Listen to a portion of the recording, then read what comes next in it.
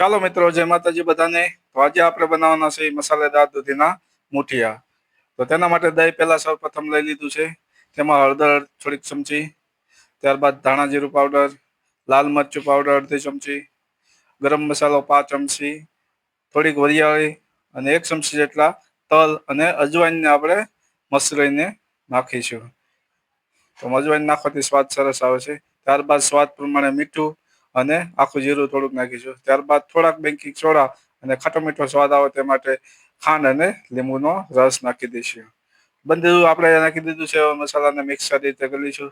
તેમાં આદુ લસણની પેસ્ટ નાખીશું, મરચાંની પેસ્ટ નાખીશું અને અડધી ચમચી કોથમીર અને એક દૂધી મીડિયમ સાઇઝની ખસખસ નાખી છે. ત્યારબાદ ચણાનો લોટ અને ઘઉંનો લોટ.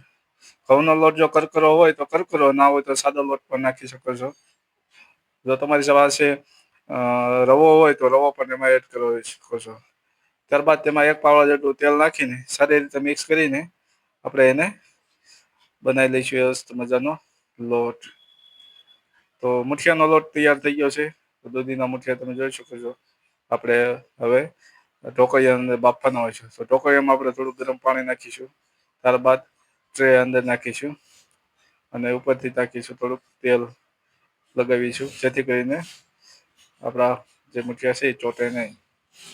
તો તેલને આપણે સારી રીતે લગાવી દીધું છે હાથેથી. ત્યારબાદ આપણે મુઠિયાના લોયા બનાવીને તેની ઉપર મૂકી દઈશું અને ઉપરથી ઢાંકણું ઢાંકી દઈશું. ઢાંકણું રાખીને 10 થી 15 મિનિટ સુધી એક મીડિયમ ટુ હાઈ ફ્લેમ ઉપર આપણે એને ગરમ કરીશું. તો 10 થી 15 મિનિટ થાય ત્યાં સુધી આપણે જોઈએ થઈ ગયા છે. હવે મસ્ત મજા ચેક કરીશું. તો આપણે શરીરથી ચેક કરીએ તો શરીરમાં ચોટતા નથી, એટલે સમજવું કે મુઠિયા આપણા પાકી ગયા છે.